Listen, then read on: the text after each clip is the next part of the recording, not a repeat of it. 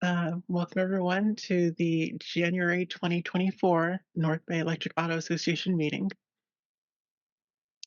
And for this meeting today, we're going to do introductions.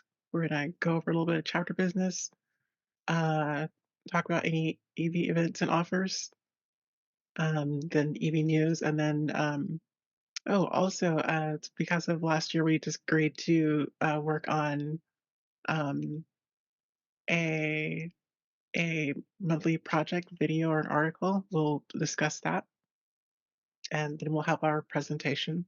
And after that, some open discussion, if there is time.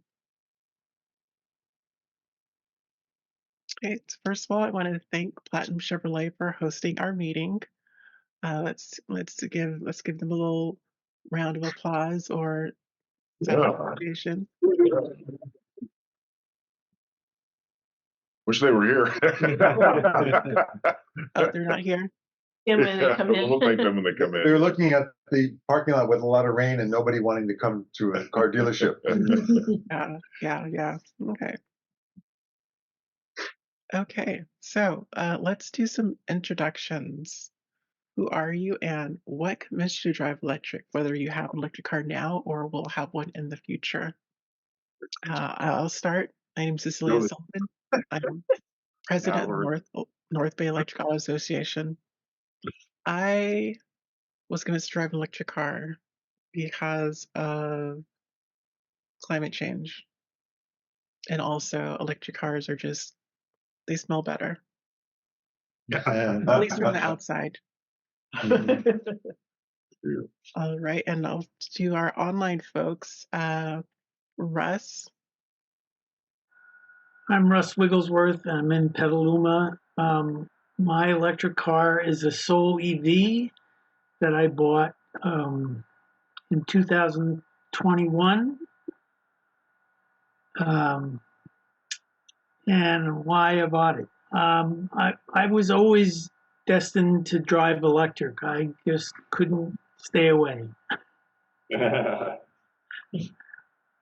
It's too good an opportunity. And I can't wait for the Aptaris to start producing.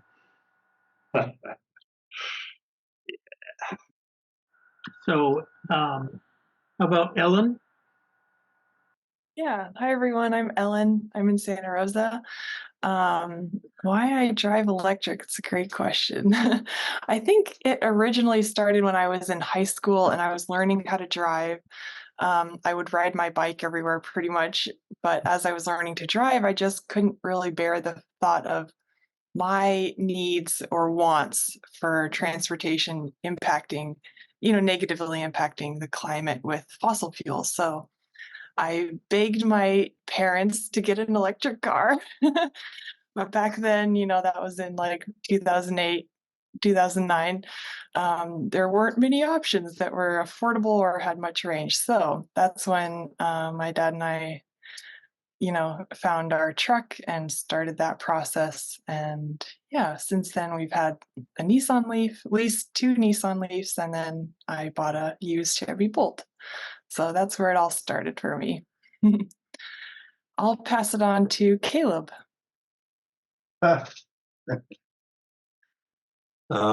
So I started driving electric as a result of my kind of need for higher efficiency. So I've owned close to 60 cars, I think, in my life. And I just kept going to different vehicles that had higher efficiency output, higher energy in to energy out conversion rates. And so electric logically ended up being the winner. So I started out with a car that I built as well. And I would argue, Cecilia, that some cars smell worse on the inside than the outside. I had a Volkswagen Beetle.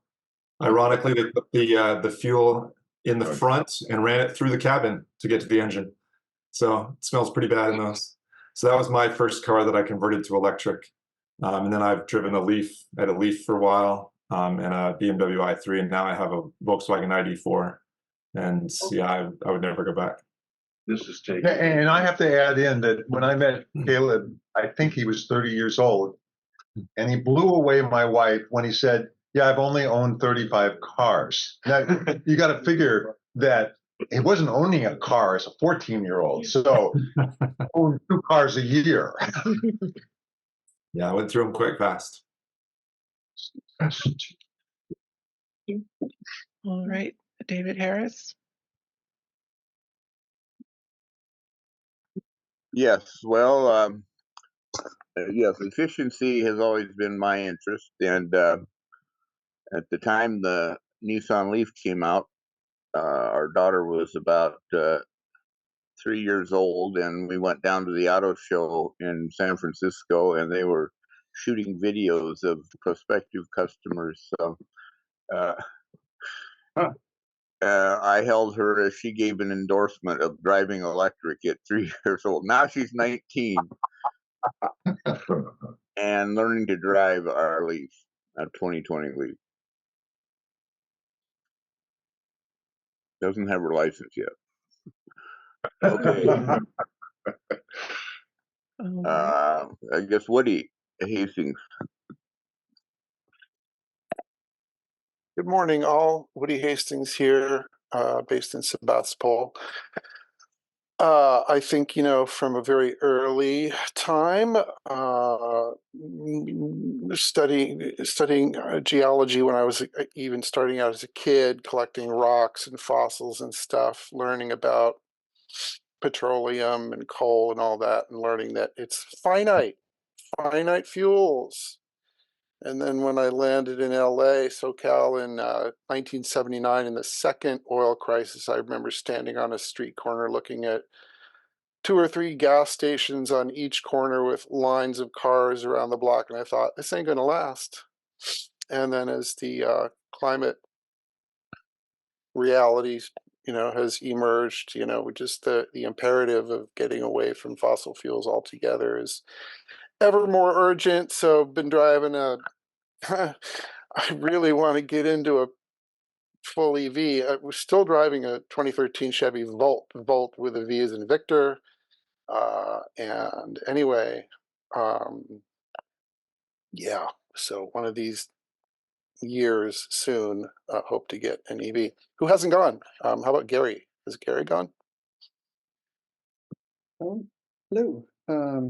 Yeah, I'm Gary, and I think I pretty much I knew when I started driving that since I started driving that I always wanted an electric car, and I started out with a Honda Civic, so pretty solid classic, and and then when that was on its way out, I started checking out electric and hybrid cars, and sort of checked out a Model 3 on a whim, and was like, well, this is all electric and there's a really good infrastructure for it and it's a lot of fun to drive. So that was kind of what led me to get that.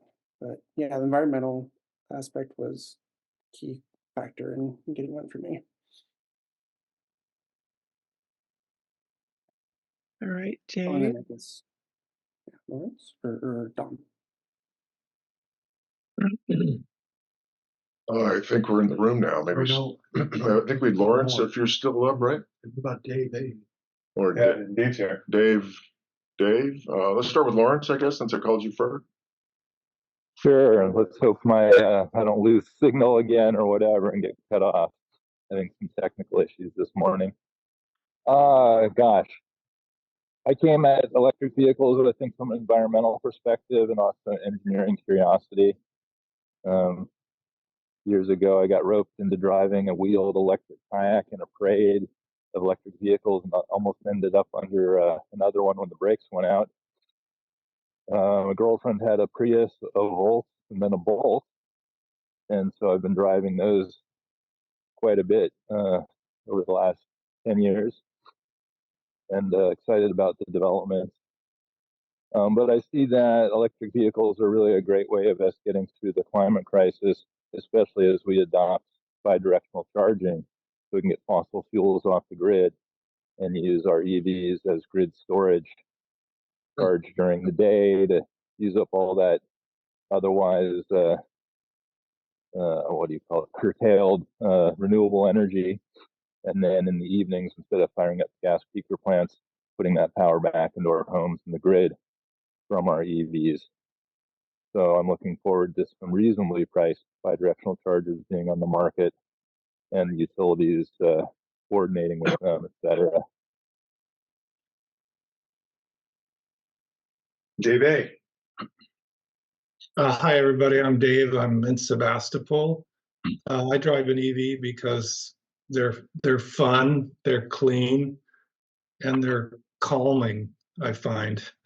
I originally converted a gas car to electric in the mid-90s because there weren't any other options, and that's how I connected up with the North Bay EAA originally.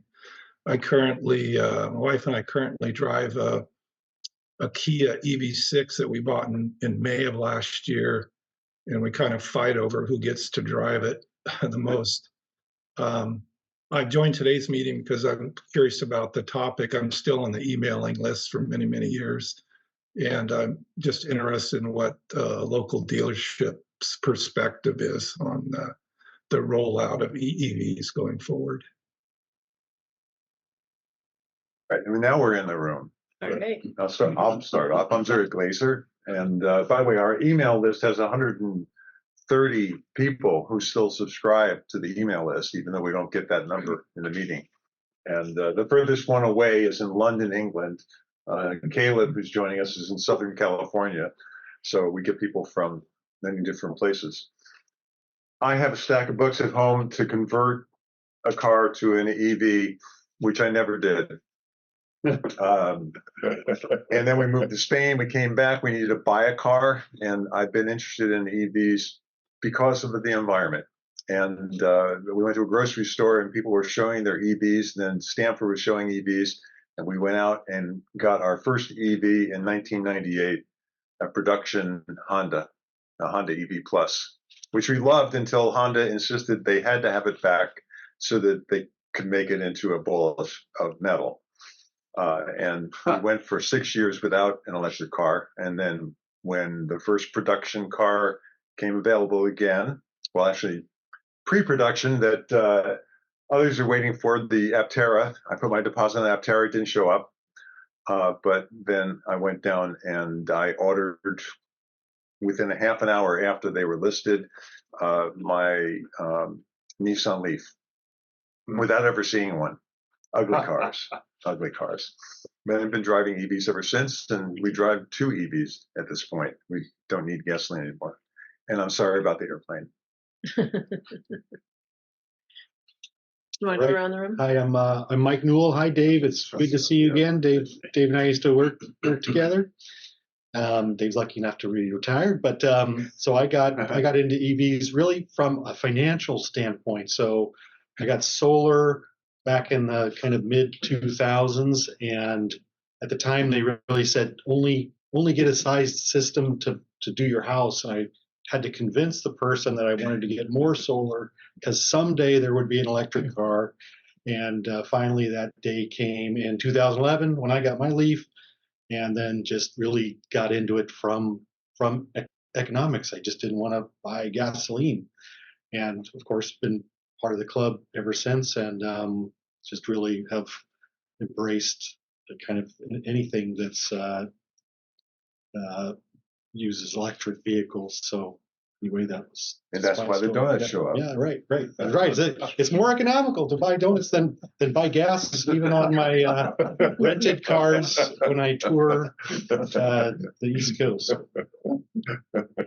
Okay, I'm Bernie Dolan, and I started out, I was in 2007 with solar collectors on my roof. I was in Colorado then, and electric cars weren't really viable there at that point in time. And so when we got out here, we put solar on our roof, and then we got a Leaf, and then we converted our hot water heater to electric, and soon everything was electric. And we don't ever buy gas. I haven't bought gas in probably 3 years now, and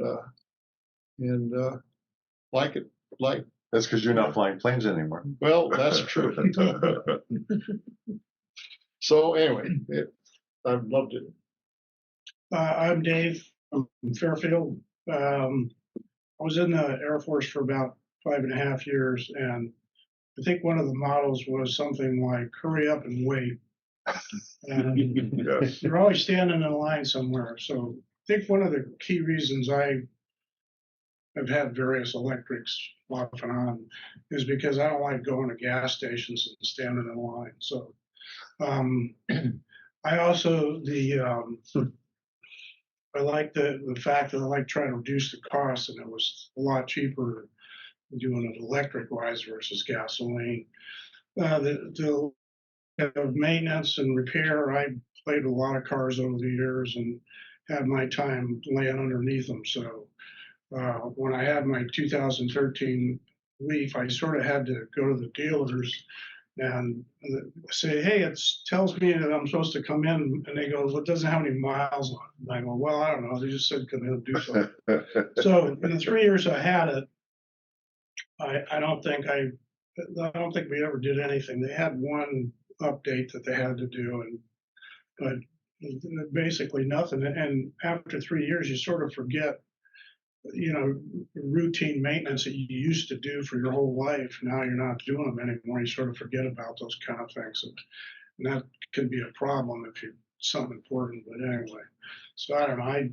They're quiet and clean and fun to drive and all that kind of stuff. But I don't like standing in the line at a gas station. Pretty good. Steve Pierce from Sebastopol, and I got interested in 1981. It started reading the electric auto news way back then and kind of lusting after what could be an electric car. Of course, all of those back then were conversions and couldn't afford that. And so I waited, and then I waited longer, and then my criteria was, well, I want an electric car that I can take down to the airport from up here.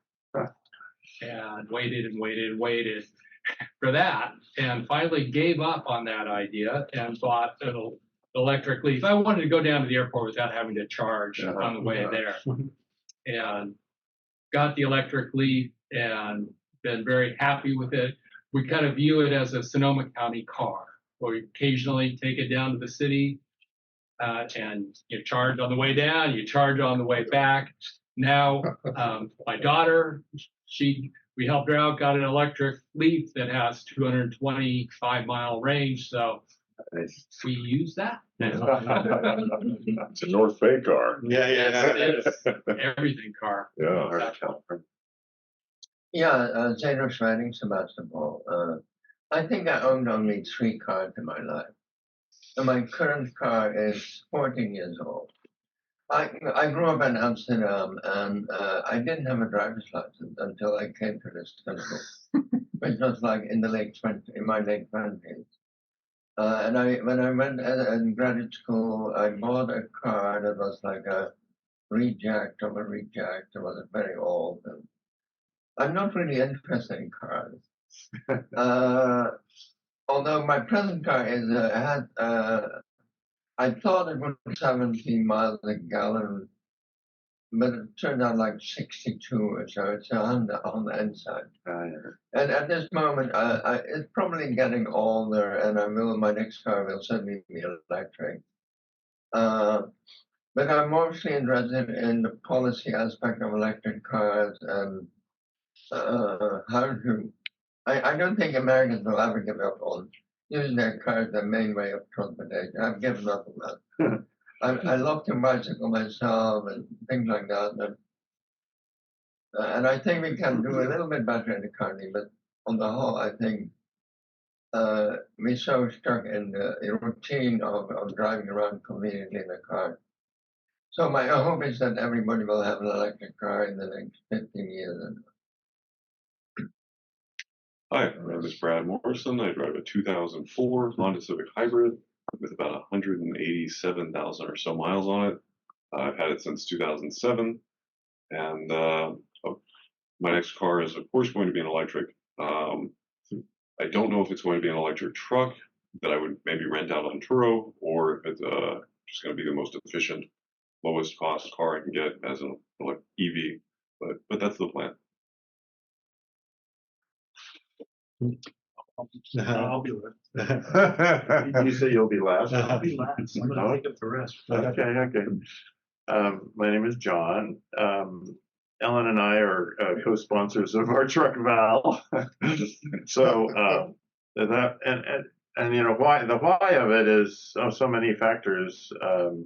Definitely for me with a physics background, efficiency, climate, and equally or more important. Another reason is Ellen, because she really flipped the switch on the EV conversion when we were talking about it. Got totally into it, and at the same time, an organization called CAFE, Comparative Aircraft Flight Efficiency Foundation, was hosting the really a very significant aviation challenge called the Green Flight Challenge. That was in the fall of 2011, really in the same year that we did our trek. So all that stuff was happening at the same time, and there was no turning back. Too much exposure. Also exposure with this group. So much exposure, so much interest, so much potential, and that's where we went from there. I'm Dom Holemard, and I think so. Some of you know I spent 35 years in defense, and I see many issues after 35 years in defense through a national security perspective, and I certainly see energy independence through a national security perspective. And if we don't have to drill any holes in the ground here or in foreign places, we don't have to fight for the things we're drilling for. These are all energy sources that we can make here domestically. I think see a strong manufacturing base domestically is I see that through a national security perspective as well, and so that's really fundamentally why I switched over. Is let's make everything we can here from a technology perspective, from an energy perspective, and keep it going. I'm Jack, and unlike Mike, I got my solar panels they're actually 20 years old this on my house. But when they convinced me don't put any more in than you needed, electric cars weren't on my horizon at that point, so I don't have a big array of them. But I bought a 2011 Nissan Leaf, and with any luck, I'll be able to get home in great without going turtle. That battery pack really has a short life. We can switch, Jack. Air cool. I've got 73,000 miles on it, and I think it's 9 or 8 bars, something like that now. Both of you guys surprised me because I had 77 on mine, and I still was getting 50 miles out of it. Well, I'm Sonia, and I guess the way I got into it was through the environment, basically. In 2005, we got a Prius, and we're like, oh, great, we can double the miles per gallon that we can, get. And then in 2012, after we got solar panels, we got a Leaf, and so that was our first all EV. But I was a little bummed out that the Leaf didn't drive like my old Subaru. And then we got a Volt, and I was quite happy with the Volt, and I was like, okay, this is the way it should be like. And then the Model 3 came out and it had such a big screen, so it's like, as a software developer, I was like all about screens and technology. So the wrong place, though. That was good. The screen's in the wrong place. Yeah. And no keyboard. Yeah. You want to do an intro? You're going to speak later, but No, my name's Scott Daniels. I'm a sales manager here at Platinum Chevrolet. I've been interested in EVs. Before I even started at this particular facility, when the Volt first came out, I had heard quite a bit about it over at our Kia store. They sent one down for us to take a look at, and started to do a bit of research on it and kind of what it means to the environment, and not only that, but the economy as well. I believe if people are able to save, money at the pump instead of going to the pump and adding solar onto the house, you have more money to invest in a better way of life all the way around. It's not cheap to destroy the environment, yet we choose that every day when you pick up a steak or a gallon of gas. So, I'm an advocate, and we started selling the bolts here. When that came out, it was amazing times. It was a whole new clientele that started to come, very educated people, versus I was telling you guys earlier, more of a Johnny Lunch Bucket type of customer, 9 to 5, and really just worried about putting food on the table back and forth from work. And this has really opened everyone's eyes, everyone's eyes. So now we're selling electric vehicles to literally everyone, and I'll tell you a little bit more about what's to come, both charging and technology-wise in our vehicles. And thanks for coming down today. Yeah, we're so glad you hosted us. Thank you. One of the interesting things for all of us is that I haven't met anybody who got an EV and then went back and said, okay, I don't want an EV, I want to get a gas car. Everybody who's ever gotten one, and I got them for environmental reasons, but it's just so much fun to drive it. You guys have. Okay, Cecilia, taking us forward. Yep. All right. So let's get into our chapter business. So we are the North Bay Electric Auto Association, which is a chapter of the Electric Vehicle Association. And EVA's mission is that the EPA educates and advocates for rapid adoption of electric vehicles. You can find our website at NBEAA.org. Anybody can access that website and stay informed with us via email and our Facebook group. We have an email group that sends out emails roughly three times a month, reminders about this meeting and follow-up.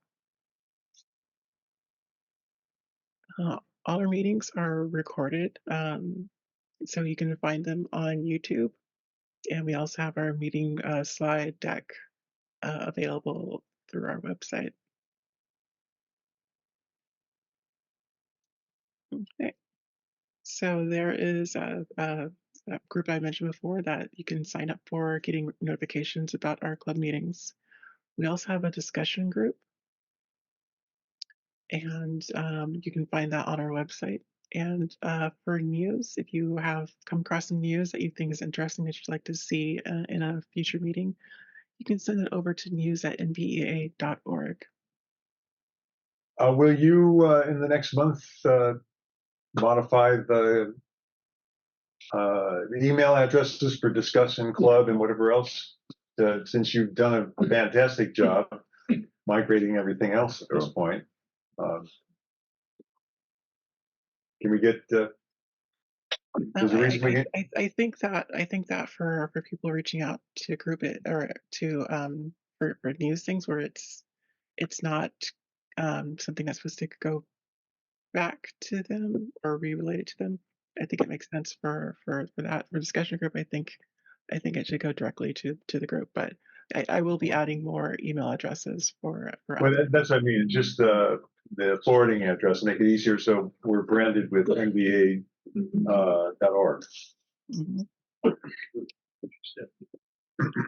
Okay, so let's talk about announcements or events. Yeah, I submitted one announcement, which is that the Sonoma Clean Power group is basically Sonoma Clean Power has consulted with a consulting group, EV Noir, to get feedback from the community. And we've announced this a couple times in our emails, et cetera. But they're very interested in meeting with people who have an opinion about transportation. And when they meet with you for 1 hour, they will pay you $100. So if you want to grab a friend, maybe a couple of people want to contact EV Noir, they have a type form application screener, and they just need to know that you live in the county and you have an opinion, and they will pay you $100 for an online Zoom. There's no catch. And in the past, they were willing to pay $50, but now it's up to $100. So I think they'd be really So should we interested hold out in for hearing two? from you. Should we hold out for two? I think I'll go to two. But I was thinking of conveying this to your organization as well, because they're really interested in hearing from people who have, some interest in private and public transportation considerations. Anyone who can speak eloquently about some of the issues that we talk about on a regular basis. You guys are all eloquent, so you're all qualified to get this $100. And if you want to make a donation back to the NBEAA, you can, if you'd like. I have a question. Is it appropriate for us to form an announcement for a club to send it out with the link on it to make it a little bit easier? Yeah, we've done that a couple of times in the past. Okay, yeah. And it was only 50 at the time, so we could follow by providing this. Perhaps, if Cecilia is willing, we can organize it into the email that we send as an update. Yeah, the only reason I didn't respond was I didn't think that. You don't read your emails. No, I read all my, all of them. Was it I didn't think that I was the target audience, or that? That has changed over time. So, it started out that they really wanted someone to represent a larger organization. And so we were like, well, we're kind of the incubator organization, so we don't count. And then they changed it to maybe we'd be happy to talk with people who represent rural areas or seniors. Or both. Hey, I represent seniors at the MTC, so I'm old. Not rural enough. I'm not sure. I'm not sure what they meant by rural. But they actually kind of shifted a little bit, and they said, well, we're really interested in people who have a leadership perspective, meaning you're a resident that's informed. Well, let's send it out to club again then, and try to make that more clear. Yeah, I agree with Jerry. That was the only reason I didn't respond. Yeah. Great. So I was a little concerned that people were getting tired about this message, but the money's changed and the shift in who they're looking for is slightly changed. So and just Caleb and Lawrence wouldn't qualify. You need to be in Sonoma or Mendocino counties. Is there a link to the focus group on Sonoma Clean Power's website? No. Oh, okay. It's here, and we'll put it in the email, I'm thinking. Yeah. So and you can always ask me for it. Okay. Yeah. That's great. All right, let's move on to the news. So I put this one together. We as a nation bought almost 1.2 million EVs in 2023. Wow. So holy crap. I mean, seriously, right? And talk about growth. That's, I think I did the math on that once. It's the total new buying cars went from 5.9% up to 7.6% of all purchased cars. Tesla's obviously the leader, continues to be the leader. Tesla's, I don't know, and if anybody can figure out what Tesla's doing from pricing perspective, it's baffling. They change it every week. I personally think that Tesla is freaked out about what's happening in China. Yeah. And I think that they are adjusting everything they can to give them flexibility in China, because China's market is 30 million cars a year, and they did 6 million EVs last year. And so Tesla is doing everything they can to fight against that Chinese competition, and that gives them massive leverage. That also means that that's driving their insurance prices, because they make manufacturable cars, not repairable cars. And so Teslas are difficult to repair, of course. Chevy's number 2, though, and about 10% of Tesla, but still a respectable number, and followed by Hyundai. And I didn't combine Chevy, Cadillac, and Honda, Kia, but just Chevy by itself is 5.3, and Hyundai's at 4.6. And then, more data about Tesla. It's 5th in the country, followed by the 3 pickup trucks. And I forget if it was, and I didn't combine Ford and Chevy and GM, but I think Chevy GM is bigger than Ford. Is that right, Scott? I think Chevy GM is bigger than Ford, but Chevy is number 2 by itself in trucks. And then the And then in the U.S., the fourth one is the RAV4, but the Model Y is the fifth of all vehicles sold in the U.S., and it's the third globally. If you look at global sales for vehicles, Tesla is the only U.S. car in global sales. 7 out of the top 10 are Toyotas globally, and then there's a Nissan and a Honda, maybe. You're talking about EVs. All cars, every vehicle sold. So Tesla Model Y is number 3 globally. So it's a massive runaway winner there. And then GM across the entire portfolio sold 75,000 EVs for the full year in 2023. Wow. So it's still a sliver of what they sell. I forget what the total number is, Scott. Maybe you remember, but it's less than 10% of everything that GM sells. Right. It's like 5%. It's still five or so percent, but it's still up 90% from 2022. In California, I think I read it was over 20% are EVs. Yeah, that sounds right. Yeah, that's right. Yeah, it's a big number, but I just thought that, 1.2 million. I mean, just think about 11 years ago. Again, I always go back to this. John and Ellen had to make a car because they couldn't find one. Right. Yeah. And now there's 1.2 million of these things sold. So we are facing headwinds. And I think next month we'll put together a chart of headwinds. And last night I listened to a podcast on the politics of EVs and what I think the trouble we have is against the right. I don't know if anybody watched the debate, but there's still a drill baby drills mantra from the right. We've got to work against. Now, again, not my perspective, no security. So we can go on to the next slide. Next slide. Yeah, dig into a big hole here. Clark, did you have a question or a statement? Yeah, quick question. I'm wondering, what is Chevy selling? Is it just the Bolts, or they're actually selling the Ultium platform EVs as well? We're going to hear it in the talk, right? Yeah. Yes. We'll hear it in the talk. Yeah. Okay. This is a teaser. Yeah, it's a teaser. It's a teaser lead in.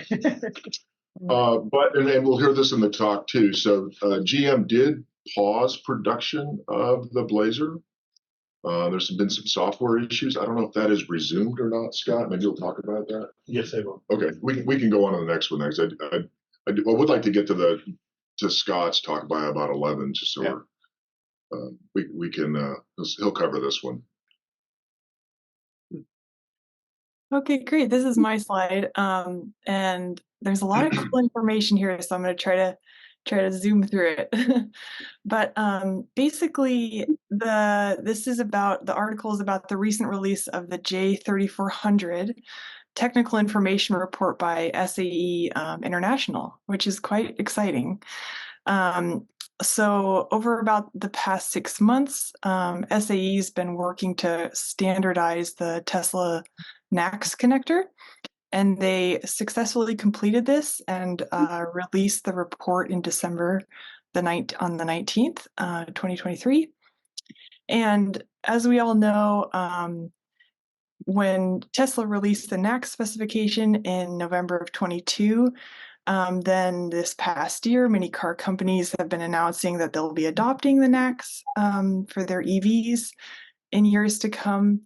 But really, it's not ideal for a single company such as Tesla to have control over such a widely used, what will be a widely used standard such as NACS. So by taking NACS and standardizing it, in my mind, SAE is really providing this critical piece to the puzzle that will kind of allow for what will be widespread adoption across North America. And with this release, the J3400 can now become essentially this independent standard that can be used by any supplier or manufacturer. And so the great thing about this widespread adoption is there's some noticeable benefits in terms of like cost, ease of installation, accessibility, and even like V2G potential with this new NACS standard. And what I found out is that the key component that allows for these benefits is that essentially the NACS or the J3400, they can use an input voltage of 277 volts for AC charging, which is higher than the J1772. And because they can do that, it opens up the possibility for AC charging in commercial locations that use the 480 volt 3-phase power. But the key thing is they don't need the step down transformers. So that's really the key thing that leads to some of these benefits I'm going to cover, which are essentially cheaper and easier for businesses to install in EV chargers in the commercial locations, which means, more can be installed, and more people like at works in their work settings or businesses can charge during the day. It's also easier to install in apartment buildings because of this. And the cool thing is there's a possibility for lamppost chargers paired with the driver supplied cables, which we've seen, in other places around the world. So that's some really exciting things. And also there's a benefit for the V2G, because essentially if there are more vehicles plugged in more often, there's therefore more battery capacity available to the grid. So in terms of a timeline, it's looking like certified adapters will become available this year for the CCS1 vehicles.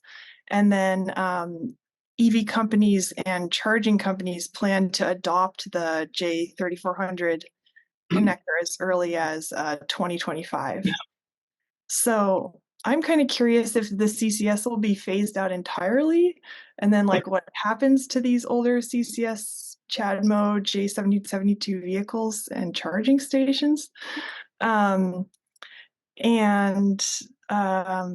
Another cool thing I wanted to share that John and I actually learned is that my question was, is there any difference between NACS and J3400? And what we found is that the older Teslas used CAN bus communication, which is the same as what CHAdeMO uses.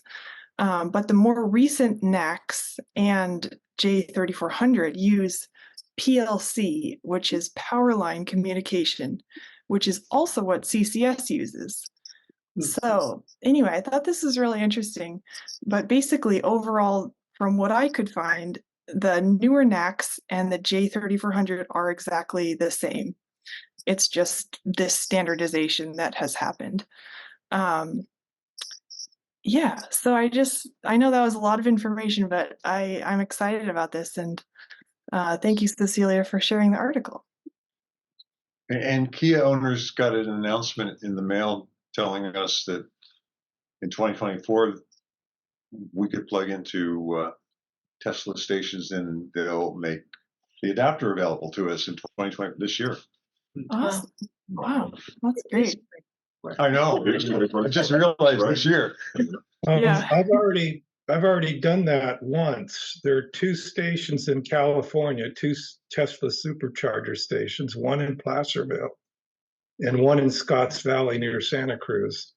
Yeah. So for fun, I did a trip to Santa Cruz and tried the Scotts Valley station, and it worked flawlessly with one exception. It charges slower because that supercharger station, and I think most of them are 400 volt DC stations, and the Kia can use 800 volts, which is provided at most of the Electrify America stations that I charge at. So I'm curious how that works, because the major problem was, how do they, this is charged in the sense of dollars, charge for the session at the Tesla station? That was the part that they had to work out. Yeah, you install the Tesla app for non-Tesla EVs, and then you have to link it to a credit card or some, purchasing agent. And then I just pulled up to the station and logged into it. They have this interesting, they call it a magic dock. It's clever how they did it. because if you look at that charging head, it looks the same as any other supercharger station. But when I log in with my app as a non-Tesla vehicle, it then unlocks a piece of the housing, and that housing that stays attached to the cable, and then it has the CCS connector on the other end, and I just plugged right in and it worked. It was surprisingly smooth.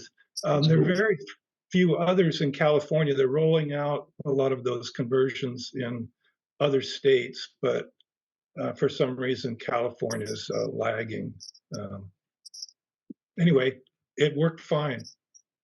Down in Connington, they're got all of the Tesla superchargers torn apart. I don't know what they're doing, but hopefully they might be some putting kind the of magic dock in. Hopefully. yeah. Lawrence, you have a comment or a question? Yeah, so does that mean that older Teslas will not be able to use any other manufacturer's NACS chargers unless they get the upgrade, or will they also include the older CAN bus style communication? Well, from what I read, I believe that the older Teslas, and I think Cecilia mentioned this, I believe the older Teslas can be upgraded to PLC with like a new communication chip, I believe. Is that what you've heard, Cecilia? You're upgrading I think the charge, not the charge controller, but something in there that does the communication. Any sense of whether Tesla has that available and how much it costs? Yeah, it's available. People are getting it. I think that they announced it like a year or two ago, and I think some people have been getting it. They started in Europe. It's been a little bit slower coming to North America, but I think it's becoming more available. Any idea of the cost? Oh, it's I think it's like maybe about 300 or 400. I can't remember right now, but and I think it includes the adapter. How old a car Tesla are we talking about? Before 2019 or so. 19? Yeah, this will let you go from NACS to CCS if you wanted to. Like if you wanted to that one. Okay. Yeah, and so the question is kind of what do you want to do where? But if you want to go to from NACS to CCS, you can get an adapter with the retrofit. Down in Los Altos, I had stopped at the station with, and it wasn't NACS to CCS. It was. I don't think it was, because I was plugging in the Leaf one time, and there's a little adapter there for hanging off the side for Tesla. And I can't remember if it went into the CHAdeMO or went into the CCS. It's CHAdeMO. Yeah, I've seen those too. They plug into the CHAdeMO, and so basically you take the CHAdeMO cord and plug it into this box, and then there's a NACS cord that comes out of it. You plug into your Tesla. Yeah. Okay. All right, let's move on to the next slide. Okay, yeah, I did this one as well, so just one more slide I want to share. Yeah, this is about that starting January 1st of this year, there have been some new changes to the clean vehicle credit. And there's kind of a positive side and a negative side to the changes. On the positive side, the tax credit is now available as an instant rebate at the dealership, which means the price is reduced at the point of sale instead of having to wait until your taxes are filed. And there is still an income requirement, but if you fall under the income cap, you can get the full credit regardless of tax liability, which I think is, totally makes sense to me. And I'm glad they've changed this. So, basically people with no tax liability can still get the credit, which was not the case before. Yeah. But on the negative side, of the changes is that many electric vehicles are no longer qualify for this tax credit. These are a few that will lose the tax credit: the GM Lyriq and Blazer, Ford Mach-E and E-Transit, Tesla Model, certain versions of the Tesla Model 3, Nissan Leaf, VW ID4, among others. But the real question is like, why are these EVs no longer eligible for the credit? And essentially, it comes down to more stringent battery sourcing requirements. Basically, the battery cells cannot, may not be manufactured, both they might not be manufactured or assembled in what's called foreign entities of concern. And that includes China, North Korea, Russia, and Iran, if they are to qualify. So it sounds to me like car companies are really hustling to adjust to this, adjust their sourcing to meet these requirements, ideally to keep EV sales up. And it's likely that as, car companies make these adjustments, more vehicles will become eligible throughout the year, so I'm curious how that'll develop. But right now, there are unfortunately only 13 EVs or PHEVs that qualify, which is a pretty significant reduction from last year. And in addition, these requirements around like battery and sourcing will advance further and be more stringent in 2025. However, I've read that leased vehicles are not impacted by these new battery requirements, which I thought was interesting. And yeah, overall, I understand the goal behind this requirement, of keeping sourcing and manufacturing in the US essentially. But I'm I'm surprised that it's come so quickly after last year, which I would think is one of the most kind of expansive years for electric cars. So I'm a bit worried about how this will impact EV adoption and the momentum that we've built. But one final note, and I'm curious to hear in the presentation, I heard that GM is offering a $7,500 incentive for EVs that are losing this credit. So that's kind of a little open-ended question that I have for GM and Chevrolet. But so I'll leave it at that. But anyway, just really good to be kind of aware of this heading into 2024. National Security raises its head again. I don't know if anyone in the room knows how that tax credit will work, or if dealerships dealt with a tax credit like that before. Yes. But you have. On Okay. a daily basis. Okay. Both EVs and EUVs still qualify for the $7,500 tax credit. Yeah. There's a whole new way of doing it. I've got forms here I'll pass out to you guys that kind of show what the qualifications are. Oh. As a dealer standpoint, we do not offer any advice whatsoever on taxes. That is up to the consumer to be completely aware of their situations. Okay. Yeah, I So we'll would get assume some on that. the dealership wouldn't want to assume any liability in terms of like There are verifying. none, right. Yeah, So if you verifying came in, income or you could anything. lie and say, yeah, absolutely, I qualify, go for it. It doesn't affect us in any way. We Okay. got our 7,500 and they go after the consumer. Huh. You're off the hook. Yeah, right. Okay. All right. All right. So now's the time in the meeting where we get to pick our monthly topic for our monthly media make. We went with that a little literal title.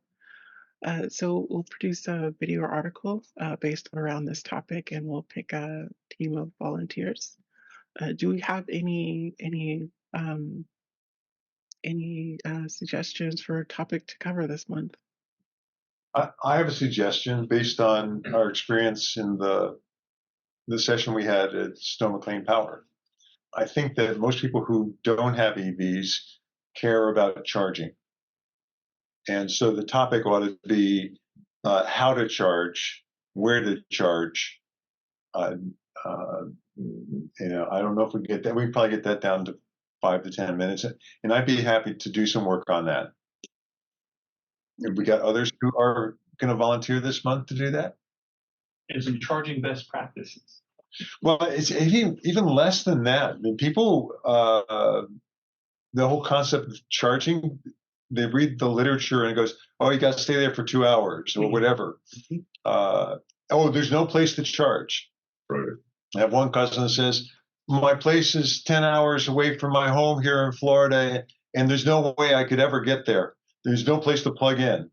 So I pulled up a map and showed him that every 15 miles there's a place to plug in. That's for fast chargers. There's Yeah, thousands of level 2 chargers. Well, when we were still clean power, somebody said, well, what if you in the middle of no place and there's no place to charge? And I pointed to the apartment building across the street and I said, do you think they have electricity inside that building? Or gas stations, they have it too. Yeah, I plugged in a gas station. Yeah, actually, that would be something I'd be interested in is workplace charging and what incentive there are specifically for that situation. That's it. That's actually a topic that Jeff Cypress brought up with us at one point because he's been adamant that we all ought to be charging at workplaces because that's the time to be charging because that's when they have surplus energy. Yeah.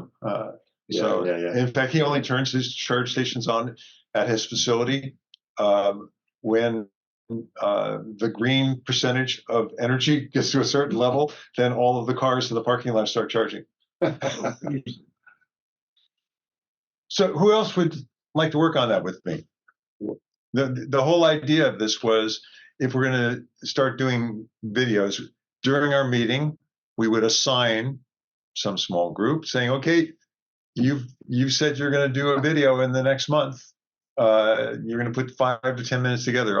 I can do the editing on the video, but somebody has to do script and someone has to do video filming and stuff like that.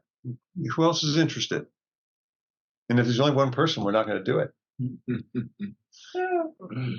More geared towards it says the video teams than of an 2. article. So it says teams of 2? You and one other person. No.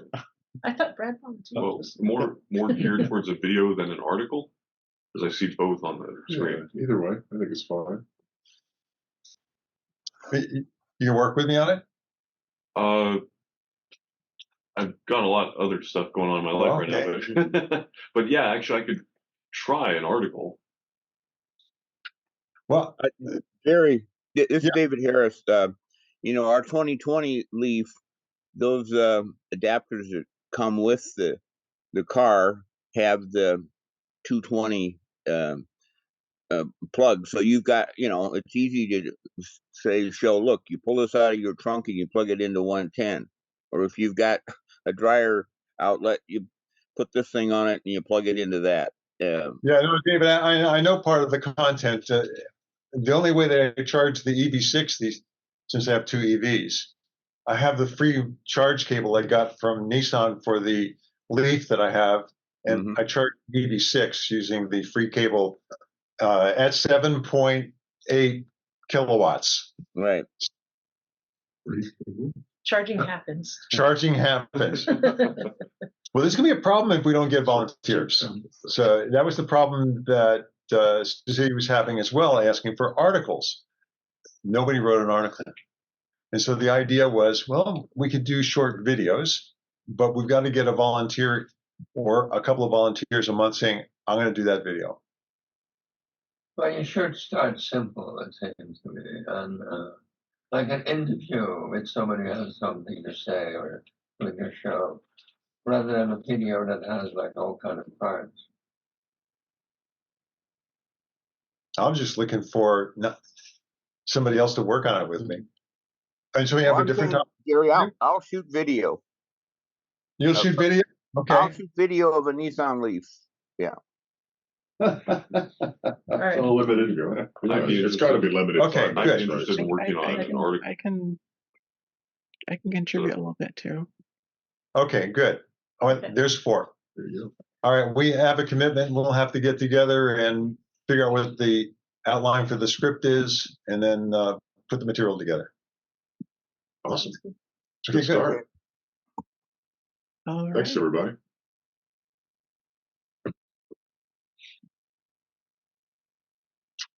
Guess what? All right. You're up. Yeah, guys found me online and everything. Wow, Can we it's impressive. take a 5-minute break? Or Jack, do you want to switch cars? Oh, I think I can still. Okay. Well, Vink is. Give me your phone number. I have my phone. Yeah, well, I can't charge your car. I'll give you Jerry's number to charge you. You come over to my house. Oh, no. I can call you later. No, I'm in my truck. I don't have a car. Yeah, if you got a cable, we can charge it from my car. My truck's only 400 watts. I can do That's the whole thing.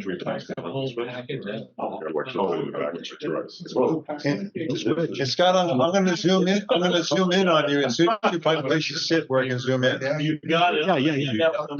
Some stuff here for you guys. Awesome. To kind of go over. You can take it with you. Yeah, absolutely. You really a bunch of different things. Whoa. Oh, darn it.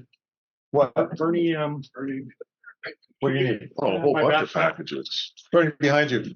Goodness. Well, there's some stuff to nerd out about later too. Yeah, that's awesome. Thank you for cover us. Do we need any more? And the second set, this is for your like qualifications as far as EV tax credits and whatnot. It should really shed light on what it is the feds are looking for. All right. Well, one of my first memories with EV and GM was a big, huge event that our fearless leader Todd Barnes, he's president of Platinum Chevrolet, sent me down to Las Vegas, down to the MGM Grand.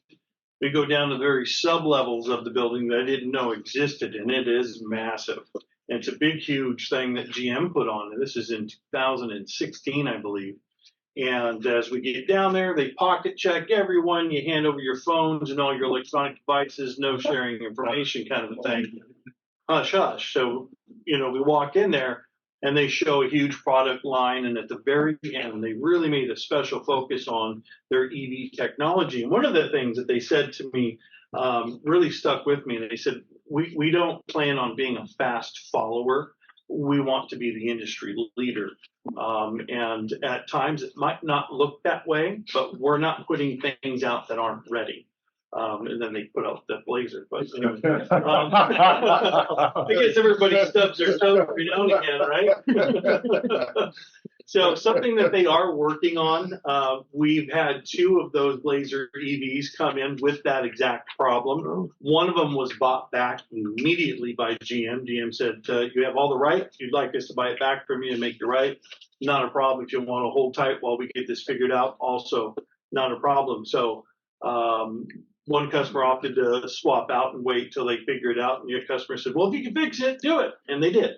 So it is fixed. It's on the road. It doesn't have any issues. Oh, wow. But that fix hasn't been released yet as a recall to everyone. When it does, they'll lift it. And the ones that have already been built, they'll have that either done wherever they're at location, or once they're brought into the dealer. So we've got quite a few that are on the way, but on hold right now. So we'll have them again. They've been pretty hot since they've come out.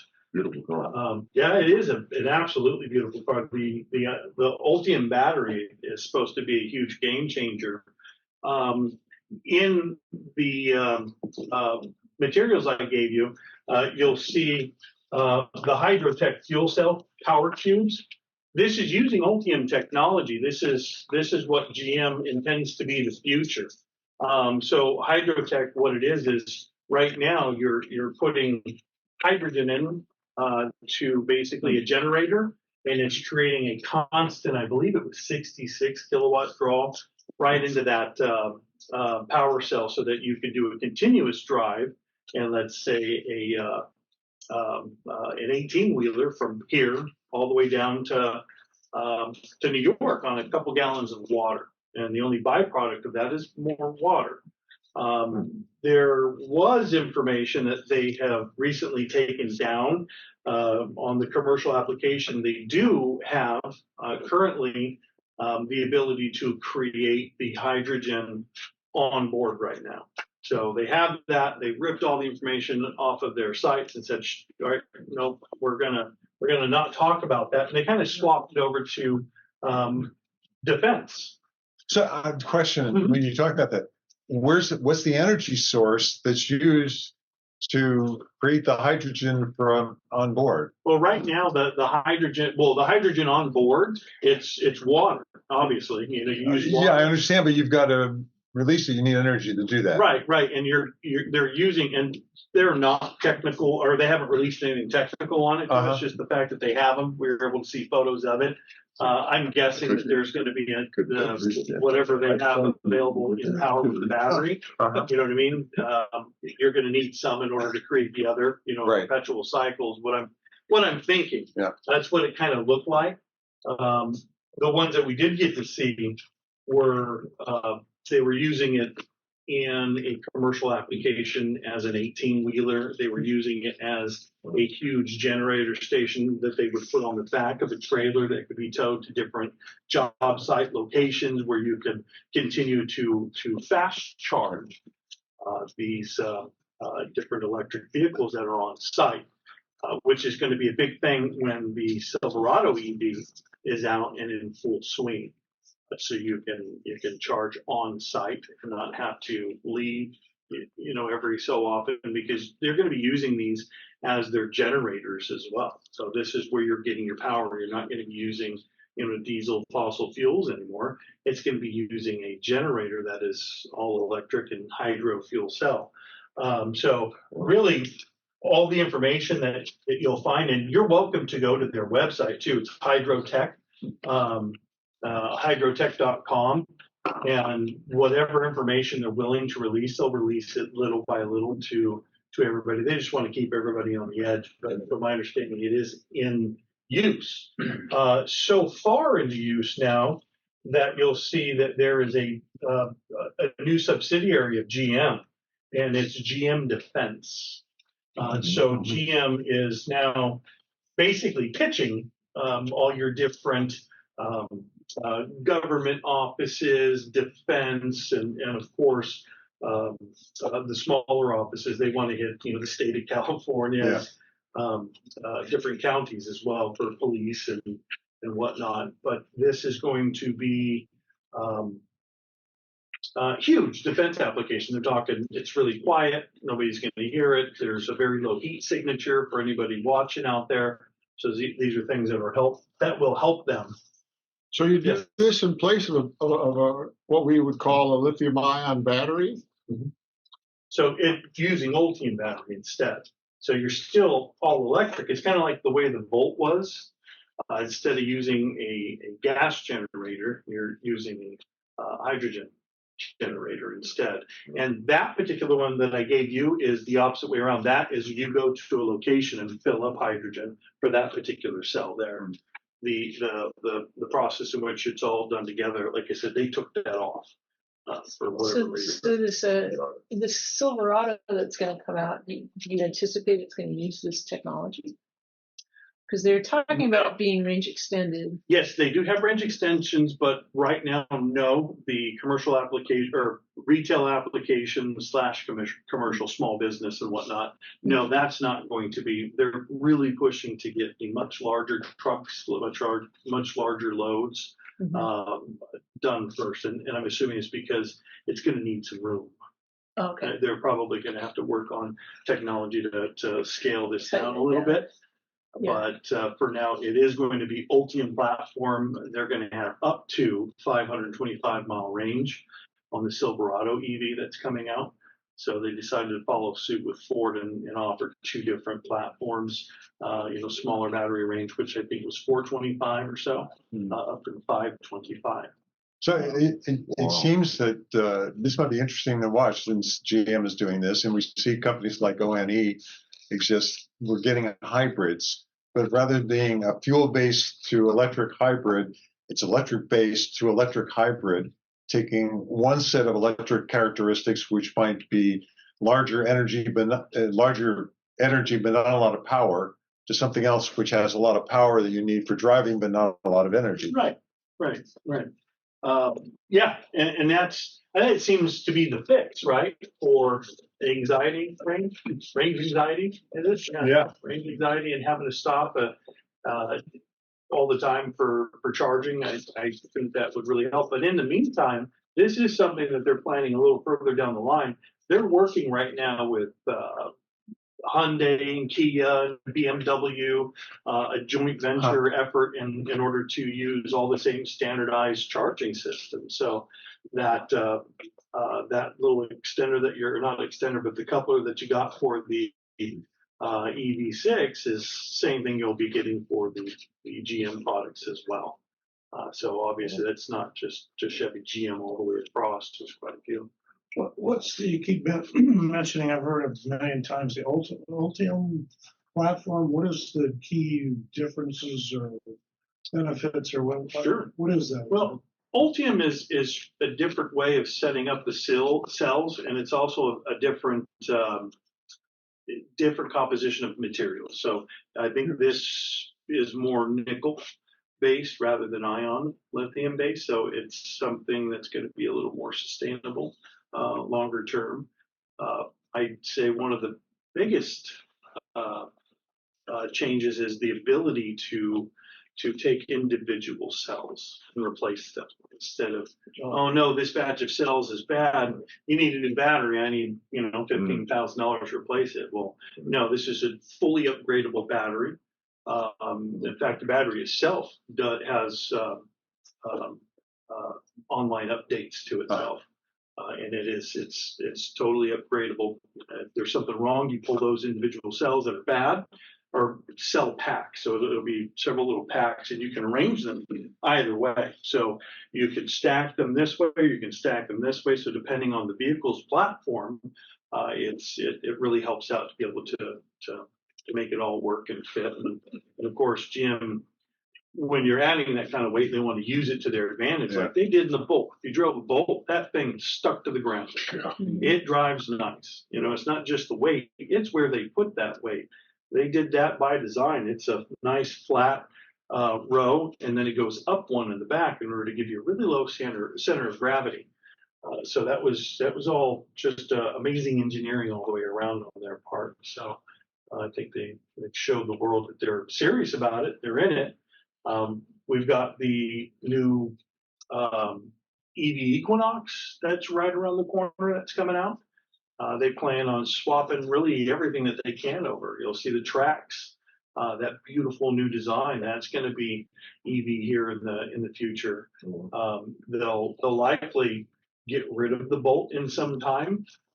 They've decided to bring it back, and it will be back on its Ultium platform. It may come out as a 2025 model, possibly this year. We don't know. They've been really, really quiet about it, just because people lost it when they heard no more Bolt. What are you talking about? Bolt? I love my Bolt. So they do plan on bringing the nameplate back, but it will be different technology. So they'll probably do a refresh on how it looks. So is the Ultium just the battery, or is it also the chassis? Is the whole platform? It's integrated into the chassis. I think in here they give a pretty good representation of that particular layout, but they'll show it on the platform itself. But it's integrated into it. It can be obviously taken off. Let's see, it'll be in the Silverado portion of it if it is. When they change cells in that, do they have to take the whole pack out as it's integrated? How do they do this? Well, it's individual packs. So this whole thing can be dropped out from the bottom. The whole pack. Yeah, the whole pack can be dropped out from the bottom. Take them out. Right, and that doesn't take much time at all. We've got about 4 or 5 technicians now that we've paid to be EV, and I've got another one on the way who is going to be our remote. He's going to be our remote technician, and I'll show you guys that today. I have. So he comes out to people's homes? Right, he comes to you. So most of the time when you see an issue with an electric vehicle, it's being towed in, right? Most times when you lose power, that's it. You're not limping in. There's an issue, it's going to be towed in. So we're typically the first adopters when GM comes out with something. We raise our hand and say, okay, we'll do it. Let's figure this out. And we just spent about $175,000 on a new van. It's not electric, sorry. On a new van to take us to locations. So when you buy an electric vehicle from us, and there's an issue, we'll come to you. We'll take care of you. If you had a bad cell, would the service way of doing it is just pull the pack out, shove another pack in, let the customer go home, and then work on that pack? Well, that pack gets sent away immediately. So if there's an issue with the pack, it goes straight to GM, and they do what they can to repair it if they can, or reutilize the You're talking about the whole pack or the module? Just the module. The whole pack should never have to be replaced. Well, I'm just saying, from a time standpoint, a customer service standpoint, would you just put another pack in so that they can be on their way, and then you can deal with the individual modules and do it? But isn't there there's a tax issue in the state of California? Because one of the reasons we didn't have swappable packs in the state, and maybe it showed up in other places in the world, was that the pack, we have a lemon law in California. You can't sell somebody a vehicle that doesn't drive. If you took the pack out, the vehicle doesn't drive, therefore the pack is part of the vehicle. If you took the pack out and you replaced the pack with another pack, you just bought another pack and you have to pay tax on it. And so that was one of the reasons that the swapping never became popular in California. I'm wondering how you get around that from a service point of view. If you pull a pack out, you put a pack in to replace it, or you have to pay the sales tax on it. So if you pull a radiator out and you put another radiator in to replace it, you're buying another radiator and you pay sales tax on it. Yeah, absolutely. But how would you track if you have to pull a part out and only replace like a gasket or something? You pay for the gasket, pay for the tax on the gasket. But you have to put in other parts because you might have to pull them out. Any parts that you put in, you end up buying. Any part that you buy, you pay tax on. Yeah, I'm surprised that California interprets. So I was wondering, this California, they tax everything. Everything, yeah. Your breathing is going to be taxed. And we're Sonoma County, we tax even more. And then they tax the taxes. How about when there's a core charge? When there's a core charge on something, do you get sales tax reimbursed on that? I don't know. Do you? Yeah, GM. If things like that are done under warranty, with GM, it's a wholesale license. Nobody can tax at that point. The dealership wouldn't have to pay taxes. So they do have tax exempt forms for that. But yes, if you had to go out and buy one, you would be paying taxes on something like that. But the good news is you wouldn't be paying tax on the entire battery. You're paying taxes on the cell. Portion. Yeah. Just a portion of it, kind of like when you lease something, right? Well, it's better than getting a new car. I'm sorry. From my point of view, it's better than from your point of view. It might be different. So Scott, you put one in here on the Corvette E-Ray, and I had not seen a new vet in a long time. There's a carbon fiber model downstairs. Oh yeah. That thing is made in the future. It's gorgeous. Yeah. So, and then there's a chart, a little slide in here on the Corvette E-Ray. This looks like the world's most high-powered hybrid. Is that what this really going to be? Yeah, pretty much. It's a pretty small battery. What's that? 9.1 or 1.9? Kilowatt ion lithium battery. Okay. That's going to be an all-wheel drive system. So you're still using a gas engine. It really, GM didn't make this in order to be eco-friendly. They made this just like, wow, look what we can do with this technology. Right. So this thing 0 to 60 is faster than our Z06 at 670 horsepower. This one has 495 horsepower and is still faster from a dead stop. Obviously from the rolling you go, you're going to get a little more out of that combustion. You have to have some kind of race qualifications to drive these things. You probably should, but you don't. That's what they will talk about. Tesla's getting into more accidents than first rentals, and I'm convinced that the reason is, I've said this 10 years ago, you're handing overpowered vehicles to people that don't know how to drive. Oh, sure. Yeah. So I don't know what they're doing, but I think we're going to have more accidents. We typically don't even allow test drives until until everything's done. We've been pretty lucky. We haven't had any issues with that. That I'd say, we have a responsibility to our clients when you're buying something like that to really let them know, be careful. you're going to want to show off. You're going to want to show everybody what you have. And I wouldn't do that, because the first time you hammer on that accelerator, you're going to be facing oncoming traffic in a heartbeat. So we do try to, and I'm sure you're Mario and Andretti on your off time here, but this is different. This is a little different. One of the most frequent comments you get from people taking test drives in EVs that they're faster because of how torque works in an EV differently. Oh, sure. Okay. Yeah, and it was especially anybody that has never been in an EV before, and whoa, it's holy cow. I have one friend who refused. I browbeat him about getting an EV. And we got into the EV6, and I let him drive the EV6. He said, I'm never going to have an EV. It drives way too fast. It accelerates way too fast. It must be dangerous. That's what he said. Scott, this is an interesting chart. I just realized it was actually GM Defense. Is there any understanding why the E-ray is coming out of the GM Defense? I think that was just more. Hey, also take a look at this. Okay. Yeah. Also take a look. It wasn't like this is not the Batmobile, right? Right. Yeah. Well, that would be kind of cool. If they'd like to go that way. It comes out only in black, and it's armored, and.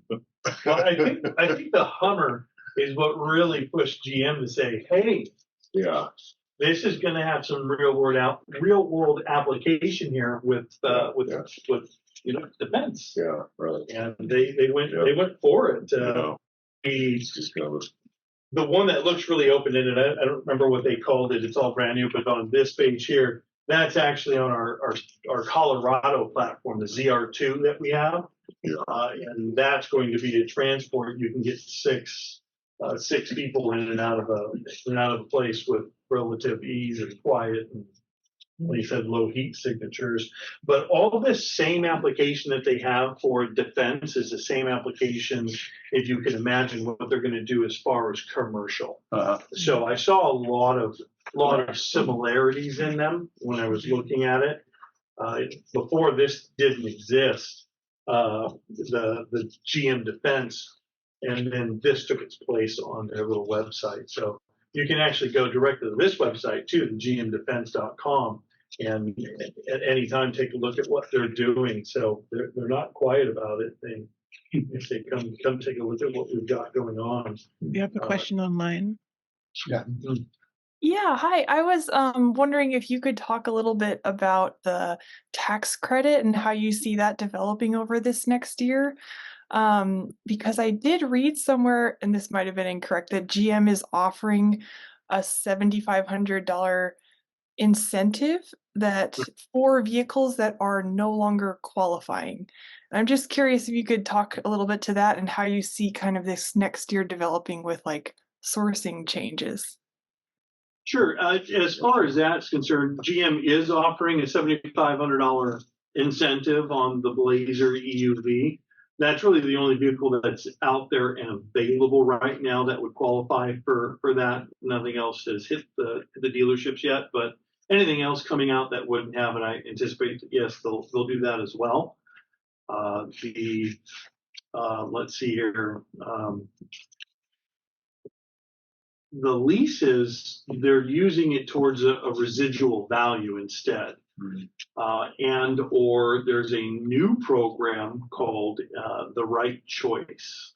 I think a better way is better. But what you're looking at is a balloon payment, and it's with a guaranteed residual value. So the main difference between the lease and the balloon payment is on the balloon payment, you are paying all your taxes up front, but you're able to take that $7,500 on a Bolt and a Bolt EUV and apply it toward that 36-month, 12,000-mile guaranteed residual. So at the end, you have the same options. Do I want to buy it? Do I want to just drop it off and walk away? So that was kind of the fix for that. Okay. Yeah, that's their fix for that. And those will be the same programs when GM steps up and takes care of the the mining issue, where the materials are coming from. So that's our big issue. We're putting batteries together here in the States. It's just where are we mining from for this whole deal. Just a question on that last option with the balloon payment. So is that for vehicles also that wouldn't qualify based on the content, or is only for vehicles that do qualify based on content? Only electric. Yeah, only electric. It won't be good for any other. No. I'm sorry. Not only so. I have an EV6. It's one and the same. It's one and the same. Right? What's one and the same? So you've got two electric vehicles. You've got the Blazer and you've got the Bolt. Right. The Blazer's on the Ultium pack, and the Ultium packs don't qualify. Oh, I see. And so it does. The Bolt is the legacy Bolt, and it's not on the Ultium pack. So, but this would work for both. The new bolts will be on the Ultium pack. Yeah, the new bolts will be on an Ultium platform. Okay, and so that's how this works. Okay, fine, same thing. Hey, one other vast question. This is kind of a dumb one. I noticed that there's one of the flyers here talks about, well, here's how it's handy to get to the spare tire. The last 3 cars that I bought have no spare tires.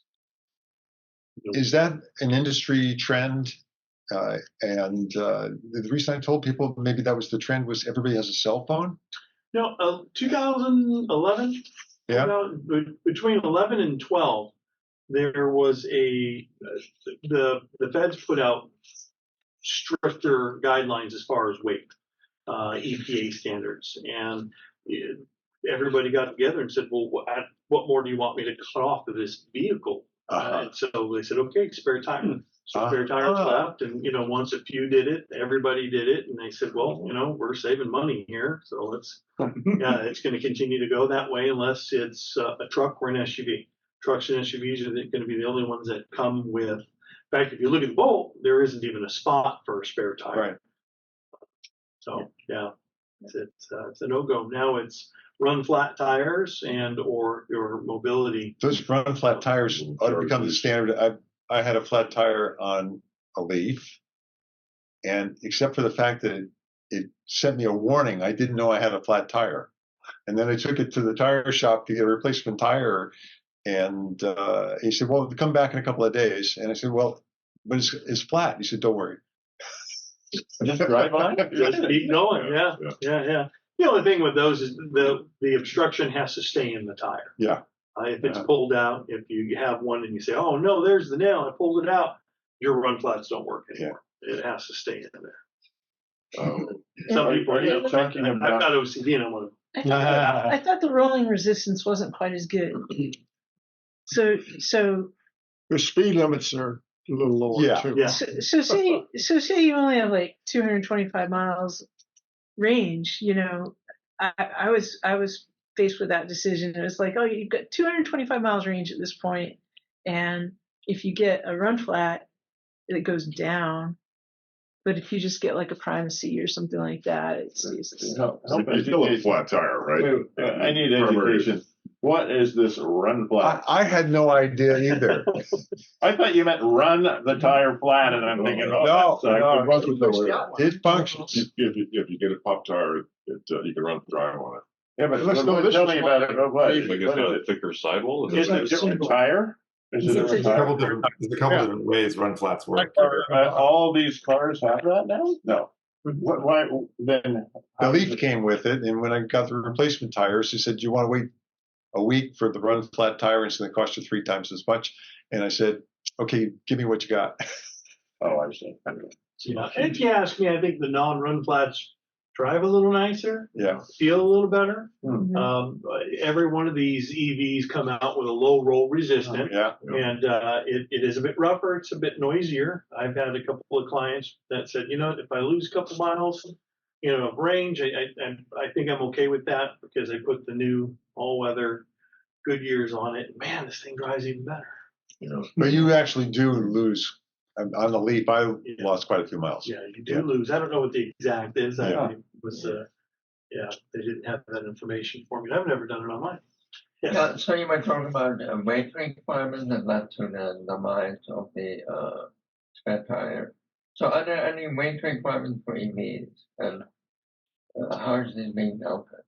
No weight requirements, but because of the additional weight, there are additional fees as far as registration, which I feel they did that just because they're not getting gas tax. But it is a little more expensive to register your electric vehicle than it would be, say, a Nissan Versa, with a combustion engine. Do you have an update on the Equinox when that's expected to roll out? I don't. Unfortunately, GM has been really quiet with us about it. But every bit of information, as soon as we get it, they give it to the public as well. I don't understand why they don't let us know a little more information on it. I'm really excited to see that. And That's probably going to be the one I grab. A follow-up. Yeah, most car companies are looking, can we produce a $25,000 electric car? No doubt GM is in that. So is the Ultium Bolt seen as a possibility for that? Yeah. $25,000? That I don't know. Currently, every Bolt that's made, there is a loss taken, whether it's from the dealership or from the factory or both. Every single one of our Bolt EUVs, every single one of our Blazer EVs are invoice and MSRP matching. So it's exactly the same. So our typical cost versus what they say the manufacturer's suggested retail price is. That's why you'll see a lot of, and this is a lot of other manufacturers jumping into that as well.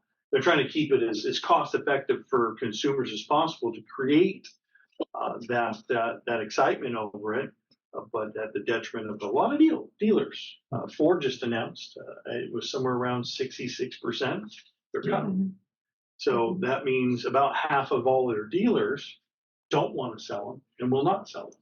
So they're going to cut it and say no more. Tesla did that originally too, and I think now they're well on top of it. But in the early days, Model 3 came out. It was supposedly cost Tesla $80,000 or $90,000 to build one, and of course they've worked that down now. But yeah, I have no doubt GM has worked that down as well, but passing that along to their partner dealers, may be a different thing. So, but they've definitely lowered the cost of them. They got to keep you guys in business. They do, and they have other ways of compensating. You just have to, you've got to be a part of the program. You have to sell them. And when you obtain goals, they'll start selling you for each unit or start giving you funds for every unit that you've sold to help out with that. Because if you can imagine, when you're selling it at close to cost there, you've got a lot of people to pay for. When you walk past here, when you first walk up, you see all those checks on the counter. That's 1 week. That's the cost of us doing business. It's expensive for a dealership. But it's a volume business, right? If you make 50,000 vehicles, you don't make money. You make 100,000, you're not making money. You make $250,000 of a model, you at break even. You've got to get past that number in order to start making money on any model of any vehicle that's manufactured. Sure, absolutely. And that Corvette downstairs had a sold sign on it that "Do not touch." MSRP. You guys are all sitting down here except for you. Yeah. 165. $165. Every penny. 165. And You can park it in your living room. a $40,000 market. And a $40,000 market. Yeah, so 205 out the door. Yeah, it's a special. That's a special car. It's one of the only ones you're gonna see. Yeah, right. If you see one out on the street, wow, that's pretty cool. There's not a lot of them.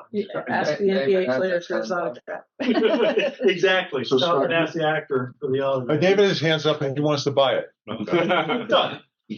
No, I want to talk about Bolt. I have a 2017 Bolt that I bought there at Platinum, new, and I thought, gee, in December I said this is time to trade it in and get a new Bolt, but then it was MSRP plus 5,000.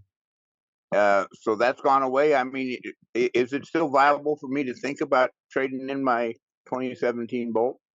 Well, that's obviously entirely up to you. If you're in the market, now is a good time because this ion lithium is going away. So if you are comfortable with this particular technology that GM has come out with, it's your last opportunity to do so. And it does qualify for the $7,500 tax credit currently, as long as you qualify. And it's we are selling them all at MSRP. And we did the increase on volts for a short time because you couldn't get them. Yeah. And there was no way of selling 30, 40 of them in a month and taking that extra that GM would give. So we had to do something. Scott, it wasn't just every manufacturer, every dealer did the same thing. You said earlier that you didn't have any bolts, that you were. No, we had bolts. Yeah, bolts and both EVs and EUVs. Okay. So they're just not continuing forward with this particular platform. Yeah, they're just changing. Right, and they're running low. Are the new batteries going to be lithium iron phosphate? I'm not 100%, but I think so. Okay. I think so. Because the materials in that are a lot less expensive, but the volumes were so low that they cost more than the lithium ion. But as the volumes go up, that'll be able to drive the battery cost down quite a bit. Yeah, it should. Yeah. What kind of battery? Lithium iron. Same thing you have at your house. No, none hit the lot. We have ordered some. They were originally only for what they call 018s and 035 deliveries, which would be commercial, large and small business were the only ones that could. Okay. They're opening that up to everyone. And so have they trained you guys yet? Because there's no Silverado EVs currently on the lot on like how to sell some of the unique features of an EV truck. They have done some training, yeah. Okay. So they've definitely done some training online, and they'll continue to do so. GM is very big on training. Okay. So that was one of the things we did in the Drive EV week with the city of Santa Rosa's vehicles. They have the F-150 Lightnings, and just talking about some of the very unique features. Don did a bunch of talking about that too. It was really helpful to a lot of construction workers in terms of plugging in tools and stuff like that, which was kind of. Yeah, well, I mean, keep an eye open. These are things that we would typically get into ourselves. We've always taken the initiative to try and get out there in the community, and EV is always a part of that. It's not just the Corvette, it's not just the new diesel 2500 out there, but we have always been big on pulling that electric platform out and showing everyone. We work hand in hand with Sonoma Clean Power for years. We were the only dealership, GM wise, that was allowed. That was a part of their program. Period. We were it. I have a question online about GM or Chevrolet with the plans for V to X capabilities in their EVs. I'm sorry, one more time. Vehicle to home or? Yeah, absolutely. That's 100% part of the plan. So if you were running just off of base operation from home, your refrigerator, lights around the house, you could run it up to about 10 days is what they showed, and about half that if you're running the entire household from the truck. So that's what they're estimating on the Silverado platform, and Blazer EV didn't have that yet, but they will. Is that software so they can add it later? Yeah. If you already have one. That's correct. Yeah, there we go. So perfect. So it was just a few of our questions. So we did a pre-meeting kind of round robin set of questions. I think we can just kind of go over the ones we've already covered off here. The first one was delays on Silverado. Any idea that's all related to sourcing, I assume? And when it comes to GM, you never really know. They may not think it's the right time. They might not think it's the right time. Right. Once you start hearing things, and right now I'd say is the time. As soon as Ford announced, we're cutting everything in half. Right.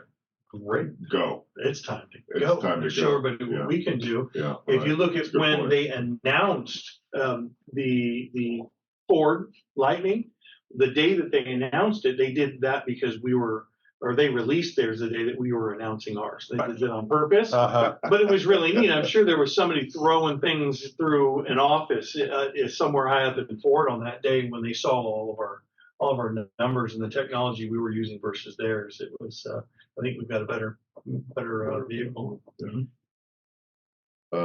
Let's see. We talked about the Blazer. You already talked about that one. Any idea if those affect the Lyric, or you guys don't do Lyrics here? Yeah, we don't do Lyrics here. The Lyric, that'd be Puerto Madera. Would be the nearest place. To right. Well, Lyric would be. You could a Victory. They've got a shop. Okay. But it's kind of small, so I don't know how many they sell out of there. Okay. I've seen one on the road. Okay. And I drive from Vacaville to here, so I'm always scoping out. Yeah. What's out there. What is this? The Lyric. The Cadillac Version of the Blazer. Oh, it's a beautiful car. It's expensive, but it's beautiful. Yeah. As you mentioned before the meeting, you talked about 2020 or the 2023 Bolt that it kind of went flat or sideways because of the announcements because of the tax credits. Right, But yeah. now you see 2024 Bolt sales are starting to pick back up again. In 2024, yes, it's still the 2023 model, but it's picked up exponentially. It got really quiet there the last 2 months, 2.5, last quarter, we'll say, of 2023, it did quiet down. But prior to that, anything that came in was going to sell no matter what. And we started to, inventory went up, and nobody bought anything. And boom, January 1st hits, and they're all going to sell. So they're all waiting for that rebate. Yes, they're all waiting for that rebate. Do you have a number of how many bolts are left? How many do you want, John? These there. Fleet of them. I'm just curious if they are. You get a bolt. By color too, right? I don't know. We do have a pretty neat system that GM gives us. It's vehicle locator. If I didn't have exactly what you wanted, I could take a look around to see who has what you're looking for. I'm just more curious if by the time the Ultium comes in, are there going to be some of the bolts still around, the old bolts still around? Yeah. Well, no. The Ultium platform, as far as the bolts concerned, those will be sold out before that platform. Is probably even told about. Okay. Jim would be smart to not say anything. Bolt availability. And wait till they sold all the bolts and then say, okay, we're going to reintroduce. Any idea when that'll be? I don't know. I'm hoping it's going to be later this year, and possibly a 2025 model. When I go into my little vehicle locator, a 2025 model pops up, but nothing's in there. That's the only thing I can think of. Well, I've kind of decided that I wouldn't buy anything but a Tesla this year until the other cars get their charger changed over. Does that make sense? You probably don't like it. Yeah, I completely understand that. I can appreciate that wholeheartedly. I think the issue would be fast charging, right? Yeah. That's the only right. The fast charging. Is this something I'm going to be able to use here in the future? I don't know why you're worried about Bernie. I don't have access to the Tesla chargers yet, and I don't have any problem getting around. I mean, I'm covering hundreds of miles. I think more of a future application when you're, Silverado EV, when you're running around 525 miles, you need to be able to charge 100 miles in 10 minutes, and that's what they've got. That's what they're able to do. My you can do the CCS too. My wife goes down to visit the grandkids down in Monterey. Mm-hmm. She's driving a Leaf, an older Leaf, so she's got not at this point in time, she's got about 90 miles of range. She's got to stop. I mean, she's already done it once and said, "I'm never doing this again." But I mean, she would show up at charge. There'd be two chargers someplace. She'd show up. One of them is broken and somebody's on the other one. I mean, it was just terrible. And of course I'm spoiled with my Model 3. So, and you let her take the Leaf? Good. Yeah, that's what I was. Just. No. I guess I kind of stepped out of it. I just wonder how many people actually drive 250 miles every day. I mean, not a whole lot, I'm sure. It seems everybody's looking for these. And I heard a study here 2 or 3 years ago. The optimum range was like 220 to 250 for a car, and 90% of the people were 95 be happy with it. But I have to admit that I have a friend down in Morro Bay, and since I have the EV6, I started driving it down. I used to fly down. And then I figured out it was costing me $300 in gas and tie down fee to fly down. And it cost me $6.50 to cross the Golden Gate Bridge for the round trip. And so I've been driving. And, yeah, it takes me an extra 3 hours, but, round trip. But, I don't think I'd worry. Last year I would have been worried about having a CCS port, but this year I no longer worry about having a CCS port because I know I can get every adapter, including a CCS to NACS, or something where I would have access to a Tesla supercharger. And the only thing that would be different is that it would charge slower. Is my assumption in certain situations.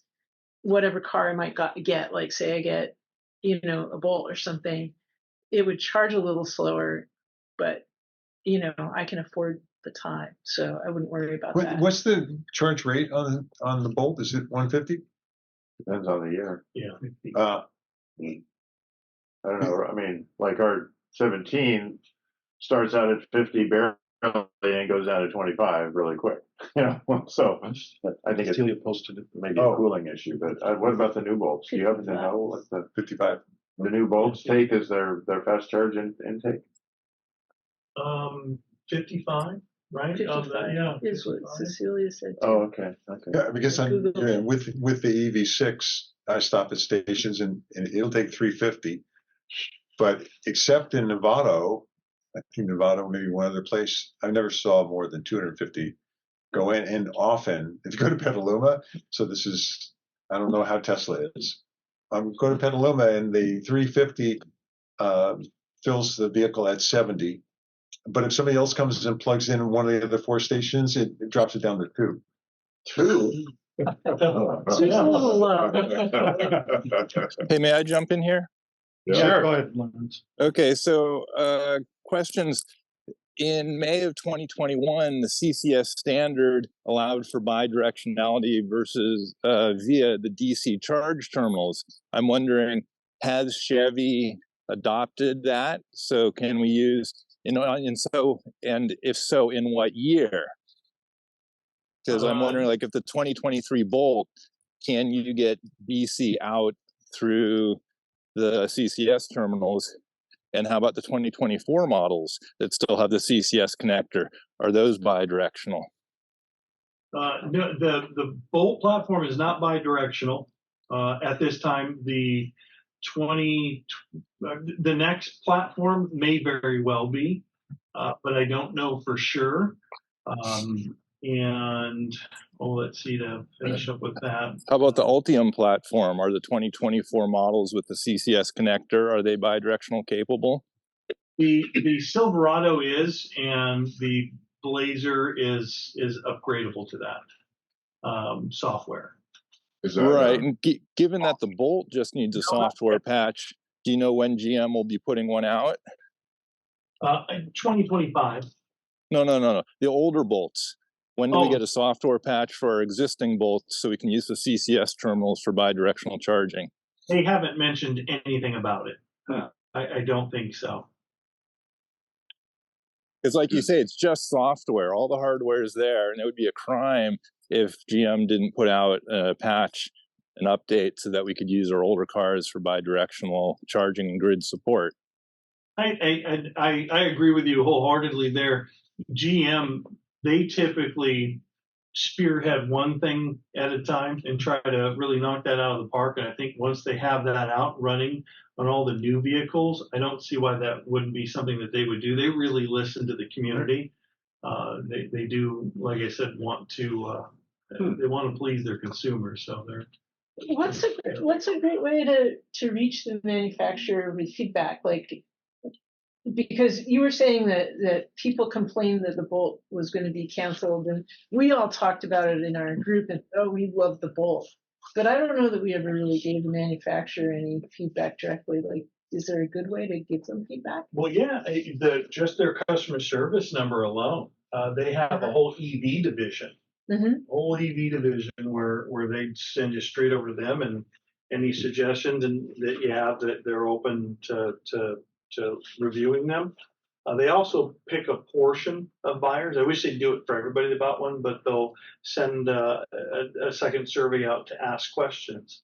What you liked about it, what you didn't like about it, and that's why you'll notice the 17 when that one came out, where there was reflection from the dash onto the window that people didn't like, and the next year they got rid of that. They took care of it to make sure that didn't happen. That was. Hey, Don, there's a couple of questions here. I'm interested in. They're already on the list. For just a second, Jerry. Yeah. Okay. So I don't know if you have any insights on this, or if anyone else has had software updates that generated recall notices. But so I have a 2004 Honda Civic Hybrid that went through some major lawsuits over a software update that actually reduced the miles per gallon but increased battery life. And it just when Lawrence was talking about software updates to the Fold, a light bulb went off in my head, and I don't know if, because there's all sorts of software updates with EVs. I'm assuming the vast majority of them do not generate recall notices. That's right. Okay. Does anyone have Once one in a while that did? there is a recall notice. Okay. Yeah. So that is more of like a regulatory. Exactly. Okay. Right. Those are If safety. it's more like a required software update that. I just had one on the Leaf, and they'd done to me for 6 months. And finally went in, got the upgrade. I don't pay much attention. Yeah, typically if they send out a recall and or a new update that's going to reduce the miles that you're getting, if you're reducing miles, then that's a problem because you're not getting what you paid for. When GM handled that, we had the battery issue. That was one of the fixes is, okay, these batteries are only sparking once they hit over 90%. So the fix right now is we'll cut you down to 80% charge. So if you didn't like that, they bought your car back. Mm-hmm. So they didn't argue with you, they didn't complain, they bought your car back. So because you weren't getting what you paid for. Yeah. So yeah, can we do some of the questions that are like, what's the difference to a dealership now and the move to EV? Yeah, and I want to ask the question about maintenance as well. Yeah, the same. Lots of people came up to me and asked about maintenance, and I know what my experience is, but from a dealership point of view, what does it look like? Yeah, Mike, if you wanted to pick the ones you wanted to know, I wrote down all of them. Yeah, I didn't precede these ones, but yeah, so maybe share with us how is it different in a car dealership, particularly about are the salespeople being trained to sell EVs? Likewise, in the service department, what does it look like for this? With another question, which is here: what does the dealership have to do in order to be prepared to sell EVs? Or to repair EVs? Yeah. Right. Well, in order to prepare, we'll start with that. Is you've got to have some trained technicians. You've got to send them down to a training facility in Southern California through GM and train them up. And the cost, depending on their level, can be about $15,000 a pop. Wow. Per person, somewhere around there, to train them up and gather the tools necessary. There are a few tools that you're around some really high voltage things, and you got to have special tools, special gloves, special everything. And you have to understand that you can't wear your wedding ring when you're working on it, because you blow your finger off. So you can't have red tattoos. Yeah, because of the iron. Iron. And so, but so we've got to prepare that way. We've got to get the facility ready. You've got to have a forklift in order to get this thing down. It's a heavy battery. So when you're dropping a battery out, you're not going to have 2-3 guys stop everything they're doing and help them drop this thing down. No, not a good idea. We're gonna get it Jerry, not bottle jacks. Yeah. Caleb and I were building electric buses and trucks, and we had bottle jacks in order to drop the batteries in the motors. Oh boy. Yeah, it's an engineering problem at the least. Let's see here. As far as training the sales staff, absolutely. It's more important, I believe, that they're trained. My sales staff I think as a whole know a little more about the ins and outs of the vehicle than let's say one of the advisors would know. Advisors know, okay, well, from the sound of that, this is what the issue might be. But our salespeople all go through a test that we've devised that they have to pass, or you can't sell an electric vehicle. And that's something we learned really quickly, very early on, when we first started selling them. And I was a salesperson at the time. I remember the first guy walking up to me and suggested that I learn more about my product. And I took offense to it up front. I took offense, and I said, well, I want you to understand something. This isn't something GM gives me. I'm not an engineer. They don't want me to build one. They want me to know the features and the benefits, and that's all they gave me. So when you really want to know exactly what system is used in order to create heat in the car so you don't get cold, they don't break that down for me. And as that kind of became the norm, people wanted to know very odd questions, or what I felt were odd questions. I didn't know I had been here. See, it was you. So it was something that I took the initiative and said, okay, well, I'm going to learn things that are going to surprise them when they come in. And that's something I did. We destroyed the Nissan Leaf at this particular dealership because of that. Just the battery technology, or your battery thermal management systems, subpar compared to the Volts. They show people, you're not paying for something that's going to lose range, right? You didn't buy it so it would lose range, and nobody's going to cover it because it's losing range. It's normal wear and tear, battery degradation, right? Normal wear and tear. That's how they look at it. Right. So if you don't take all the steps to keep that battery at its optimum temperature, you're going to lose range. Right. So it's like driving in the real world, for example. Yeah. Just an example.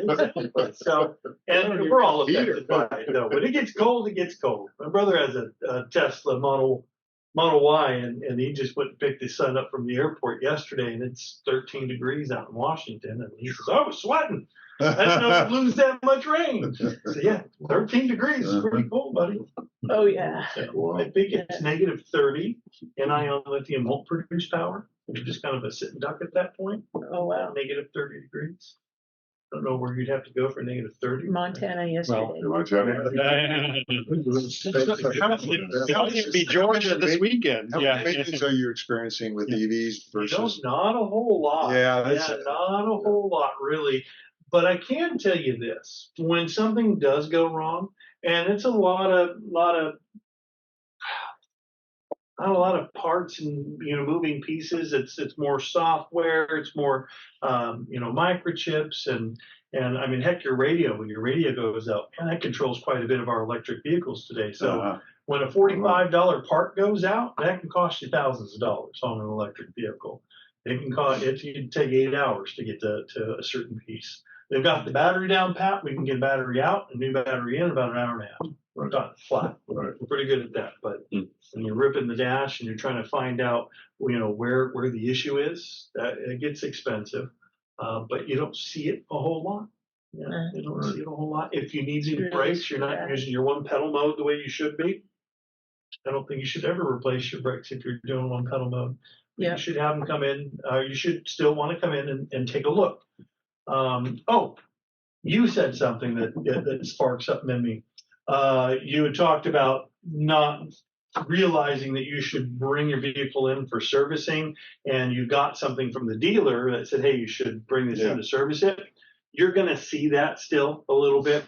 Our CRM, customer relationship management systems, really aren't up to par yet with the electric vehicles. So when you buy a vehicle, it's still assuming you're driving a gas vehicle, and you're going to get that 3 month, 6 month reminder that says, hey, you need an oil change. Your salesman didn't do that to you. It's just the system that decided. It hasn't changed since 2016. We didn't design it, but we pay an ungodly amount of money every month to use it. That's okay. It wasn't you guys, it was Nissan.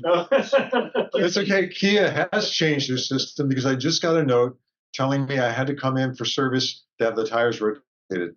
There you go. That's Something that was the only thing on the needs- list. Are you guys selling any? Are you selling any used EVs at all on your? Yes, when we get them. You Yeah, use sales. when you we sell get them. Okay. We're pretty picky because you the are. tax credits are 2 years. It's got to be older than 2 years old in order to qualify for that used tax credit. So that's what I'm interested in is that The ones that qualify. And are you only qualify. selling GM vehicles or Chevys? No, we'll sell anything. You'll sell GM sells the best out of them all. The last Okay. two, Okay. the last two leads we had sat way too long here. Okay. And not because it's a bad product, just because people walk in here looking for an electric vehicle. Because we regularly hear from people that contact club members or write to our website and saying, I want to get a EV, but they want a used EV. 'Cause just so many people buy used cars. I mean, there's They want something for always buy 25. used cars.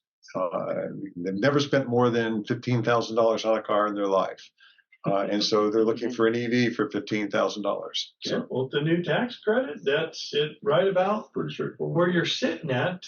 We've stayed away from it over the past 30 days. GM increased their prices exponentially on their lease returns. So nobody's buying them and they'll drop them again. But we don't feel that they're worth, the additional funds to purchase at this time. Seeing what we know of that market. They're probably due to drop a little. Yeah, they should definitely. Anytime you have, it's like a TV or a computer. You get new technology out there, you're not going to pay even half what you paid for an old TV. Like that TV we're staring at now. If I could sell it to you for the 10 grand they probably paid for it when it was brand new in 2009. Yeah, but it's not going to be anywhere near that. Buy a used EV? Yeah. Scott, you'd also challenges. Maybe somebody else told me you had challenges getting PG&E to get you enough power here to put fast chargers in, and those fast chargers are GM sort of mandated to be an EV dealership. Yeah. You kind of walk us through some of those challenges you guys. Yeah, absolutely. So obviously, GM wants us to have a specific amount of chargers and different types of chargers. Right now, we have a 440 charger out there as well as a couple of the 240s, and we have quite a few more. And when we started installing them, our transformer started smoking, and it's time to stop that. So we know what our limit is now. And we contacted PG&E looking for a new transformer, and they said, "Oh, there's nothing wrong with the transformer. We need another 1,000 amp line ran and a second transformer put in." So, great. Let's get that started. And he said, "I can't. We don't have the energy. We can't give that to you. We don't have enough. We don't have enough energy. We don't have not enough transformers, but we don't have enough electricity. power to send to us, especially during the summertime." And this is an argument I've been having with the guy down at the end of the table because the utilities, if you do the calculation at the rate that we're ramping on electric vehicles, that the utilities don't have a way to do centralized energy and deliver it the way that they did in the last century. It's just not economically feasible. You'd have to have wires so thick to get that.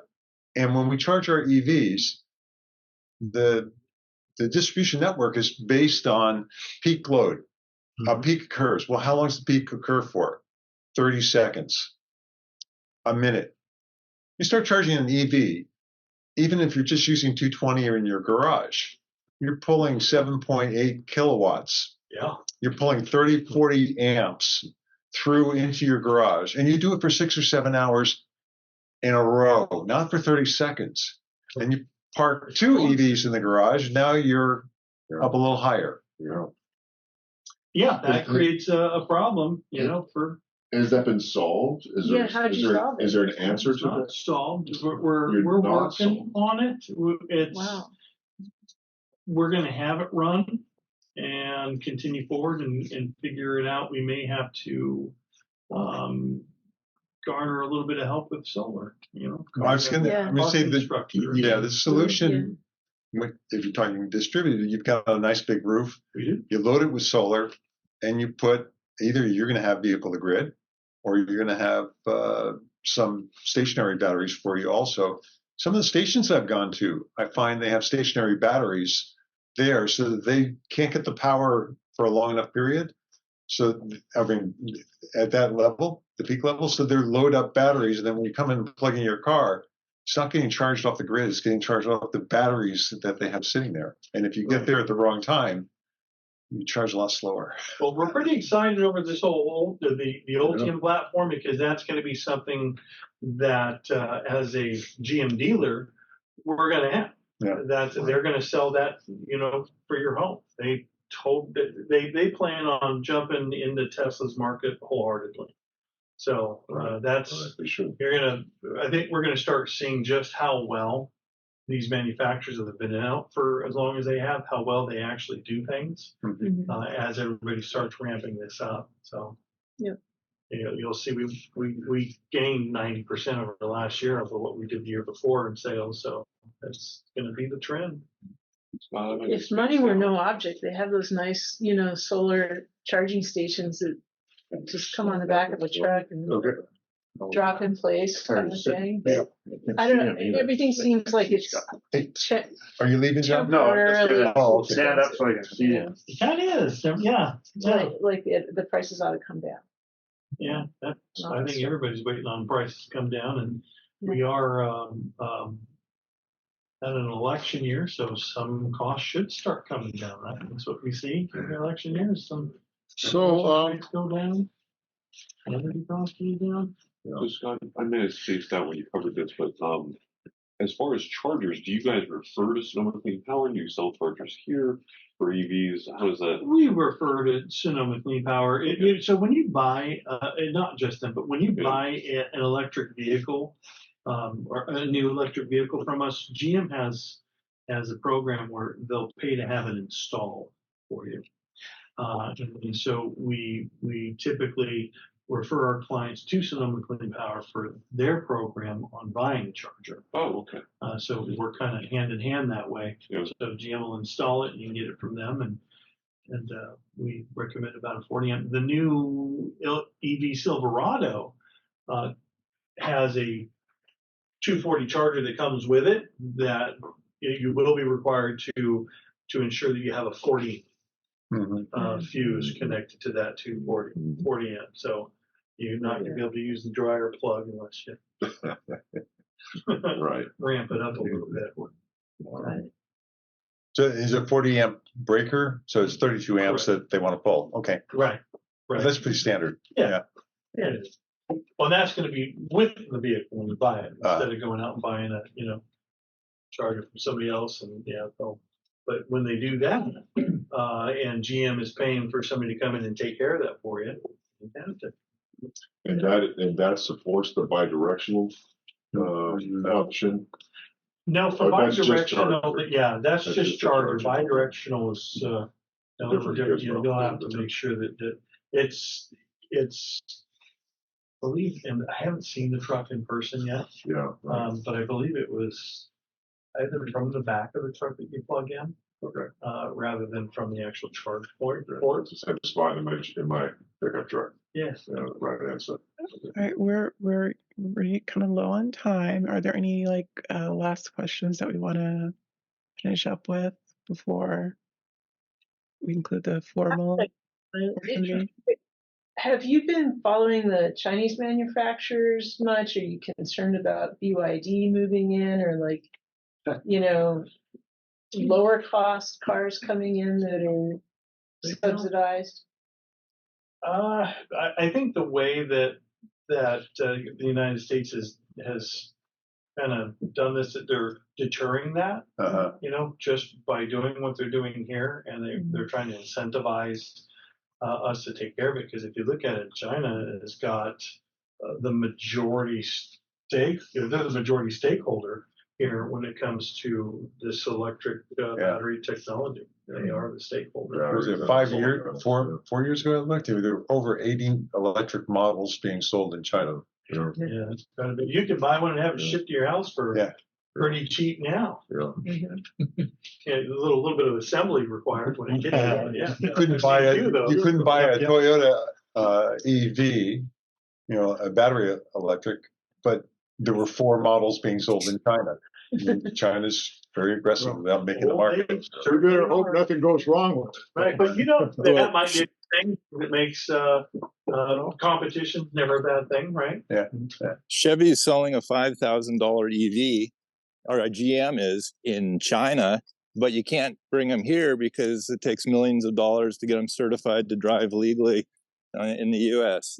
Meet the NTSB standards. Right. They're also a much smaller vehicle, much smaller range as well. That typically doesn't work for the American population. We want more miles, and they're okay with 50 miles because everything they need is within probably a 10-block radius in the middle of Tokyo or in the middle of. So, well, and according to the manufacturers, we want bigger cars, and hence the Volt and the Bolt being discontinued.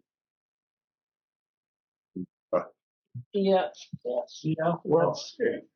Scott, thank you very much. This is terrific. Right. Thanks for hosting us and thanks for the info.